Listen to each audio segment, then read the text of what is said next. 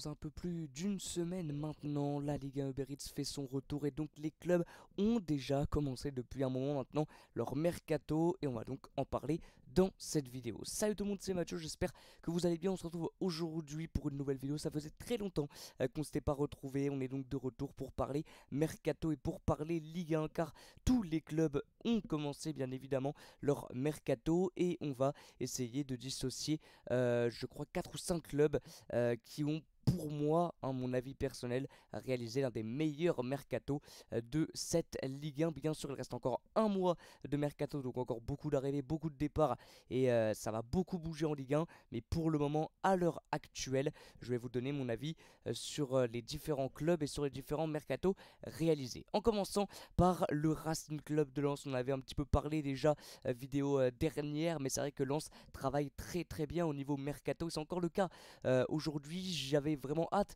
de voir leur transfert Ligue des Champions, on va dire entre guillemets, parce qu'on le sait, hein, le RC Lens jouera la Ligue des Champions, donc ça devenait vraiment très intéressant au niveau mercato, et réellement pour le moment ils ne déçoivent pas avec l'arrivée d'Andy Diouf qui vient du FC Bâle, un jeune joueur très très intéressant et très polyvalent aussi. Il peut jouer en attaque, il peut jouer au milieu de terrain, donc c'est vraiment très intéressant. Ils ont également été chercher Kuchanov, qui est un joueur que je connais pas trop bien, mais on doit faire confiance en Lensois, je pense que c'est un très très bon joueur. Morgan Guilavogui également du Paris FC qui a fait une super saison en Ligue 2. Pareil pour Nail El Agnaoui en national avec l'AS Nancy-Lorraine. Ils ont été chercher Oscar Cortés également, un 10 je crois très très très très bon, vraiment techniquement très habile. Et pour remplacer Seko Fofana, ils ont été chercher Spearings. Il y a encore du temps pour aller chercher pourquoi pas un ou deux très très gros joueurs, parce que là sur leur recrue, il y a peu de joueurs qui ont de l'expérience Ligue des Champions. Et c'est ça qui va vraiment jouer au niveau du Racing Club dans cette année. C'est des joueurs qui ont de l'expérience Ligue des Champions. Il parlait de Romain Seyss, je crois. Donc voilà, il y a encore beaucoup de joueurs, je pense, qui vont arriver du côté de Lens. Et j'espère pour eux qu'il y aura des joueurs expérimentés niveau européen. Mais pour le moment, voilà, c'est quand même un mercato plutôt intéressant côté lensois. Ensuite, bien sûr, on ne peut pas passer à côté de l'Olympique de Marseille qui réalise pour moi le meilleur mercato cette année. Depuis quelques années maintenant sous Pablo Longoria, ça travaille très très bien niveau mercato. Et c'est encore le cas cette saison avec l'arrivée donc de Koudomia. Très intéressant bien évidemment le milieu de terrain. Il sera titulaire indiscutable sans aucun doute. Ismail Assar également, c'est vrai qu'il était un petit peu perdu depuis quelques saisons maintenant du côté de Watford, qui est remonté en première ligue si je ne dis pas n'importe quoi. Voilà, l'ancien Rennais, c'est vraiment très très intéressant de le revoir en Ligue 1 et surtout dans un club comme l'OM.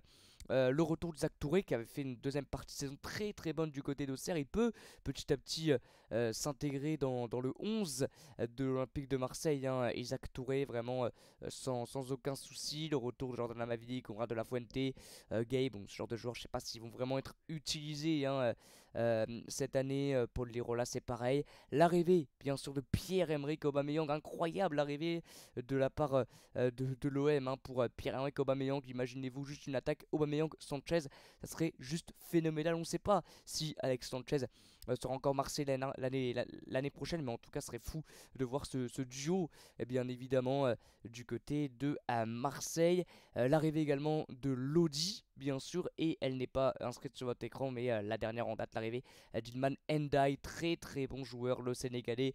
En plus, c'est un choix du cœur, hein, du côté de l'OM, et ça peut vraiment très bien marcher. Donc pour le moment, c'est pour moi sans aucun doute l'un des meilleurs mercatos de cette Ligue 1 Uber Eats. On passe maintenant du côté du Paris Saint-Germain. Pour moi, c'est aussi un bon mercato. Côté parisien, beaucoup de supporters du PSG sont pas d'accord avec ça, mais pour moi, c'est plutôt un bon mercato pour le moment avec l'arrivée de Skriniar. Bon, ça c'était fait depuis un petit moment maintenant. L'arrivée de Marco Asensio, c'est aussi très très intelligent d'avoir été chercher Marco Asensio réellement, parce que c'était un peu le super sub du Real Madrid cette année, et je pense qu'en titulaire indiscutable aux côtés d'un Neymar, aux côtés, bon, Mbappé on ne sait pas, mais aux côtés, je sais pas moi, peut-être un Dembélé, on en parle, ça pourrait vraiment très très bien marcher. L'arrivée de Lucas Hernandez, bien sûr, on en a parlé aussi vidéo précédente. Pour moi, c'est très très intelligent d'avoir été le chercher. On espère juste que les blessures vont le laisser. Chekendour aussi, l'ancien du Benfica, un très très bon joueur. Et puis on a des retours de près, hein, bien sûr, Wijnaldum, Michu, Draxler, Navas. Bon, ça on verra bien évidemment. L'arrivée aussi de Kang In, hein, Kang In qui a vraiment fait déjà des bonnes impressions en match amicaux, qui s'était blessé malheureusement contre le Havre je crois, mais qui est vraiment un très très bon joueur, et ça c'est aussi une arrivée intelligente. Du côté du Paris Saint-Germain, Ugarte aussi, bien évidemment, ça fait un petit moment maintenant qu'il est là. Maintenant, c'est vrai qu'on parle d'un départ de Marco Verratti. Si Marco Verratti part, il va falloir le remplacer, hein. Parce que pour le moment, si Marco Verratti part et qu'il n'est pas remplacé, le milieu de terrain du PSG sera catastrophique. Pareil, s'il y a départ de Mbappé, il faudra le remplacer aussi. Bon, on parle d'Ousmane Dembélé, on parle de Kolo Muani. Il faudra faire vite, il reste un seul moins maintenant dans le mercato. Et on termine par le Stade Rennais qui a fait peu d'arrivées pour le moment par rapport à l'OM, par rapport à Paris, par rapport à Lens qui ont fait vraiment beaucoup d'arrivées.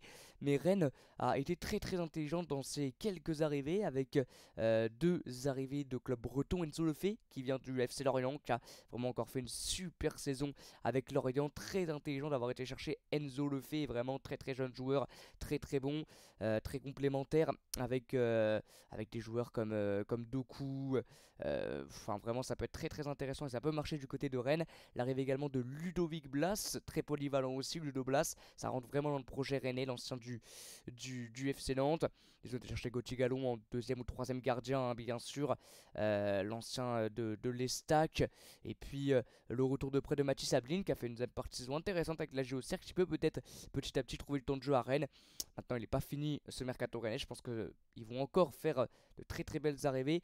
Mais c'est vrai que Rennes, c'est aussi un club niveau transfert qui marche très très bien ces dernières années. Voilà, donc comme je l'ai dit, pour moi, le meilleur mercato de ce début de saison, on va dire, c'est sans aucun doute l'OM, hein. Vraiment, c'est incroyable pour le moment le mercato qu'ils réalisent. J'espère que se qualifieront en Ligue des Champions. Bien sûr, ils doivent passer par quelques barrages parce qu'avec l'équipe là, réellement, et bah, il y a de quoi faire. Il y a de quoi faire en Ligue 1, il y a de quoi faire en Coupe de France et surtout, il y a de quoi faire en Ligue des Champions. Voilà, j'espère que la vidéo vous aura plu. On se retrouve très très bientôt pour des matchs. On va se retrouver pour commenter Saint-Etienne-Grenoble sans aucun doute samedi à 15 h, le retour de la Ligue 2. Donc on sera présent pour commenter cette rencontre. Moi je vous dis à bientôt, comme d'habitude, et ciao.